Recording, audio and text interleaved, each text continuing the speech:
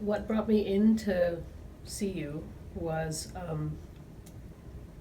finding myself in a very dark place. I had come back from another country where I had encountered a lot of trauma in August of 2018, and a year later I was in a place where I was suicidal, extremely depressed, extremely anxious, like not connecting with people, afraid of people. I don't think I've ever been in such a bad way in all of my life as I was when we met. So what I started doing was looking into every possible avenue to help myself out of it. That included being on medication. I also found a therapist. My approach was to basically try everything. And neurofeedback was a new idea to me. With neurofeedback, it was sort of a very instant sense of relief. So after my first session, when I drove home, I listened to music when I drive, and I found myself singing along. I had not sung along to a song while driving in more than a year. So that was just a complete surprise, that neurofeedback, just one session, could have this sort of instant effect. So I found it really helpful right from the start. I mean, I don't know how to put this in words to express sort of the feeling of what neurofeedback does. It feels more like, yes, it retrains your brain, but to me, it seems to be more than that.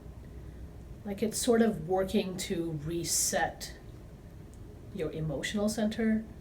It works to reset your sleep. It works to reset. Maybe it is resetting the brain, but there's so many different aspects of what is being reset. I feel like it's like an energy reset as well. And it sort of, for me, it clears away anxiety. It clears away anything dark or any negative emotions, and puts me in a much better place, a happier place, a more content place, which is a hard feeling to feel when you're depressed, and going through depression. Mm-hmm. It's hard to feel that sense of content. I'm not saying happy. Happy is a very different thing. But just that general sense of contentment with yourself and where you're at and what you're doing in the now.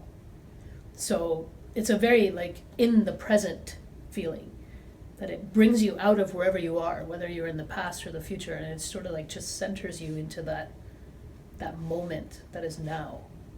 And I think that's very important for people who suffer from depression and anxiety, because they say that if you go too much into the past, you'll get depressed. If you go too much into the future, you'll get anxious.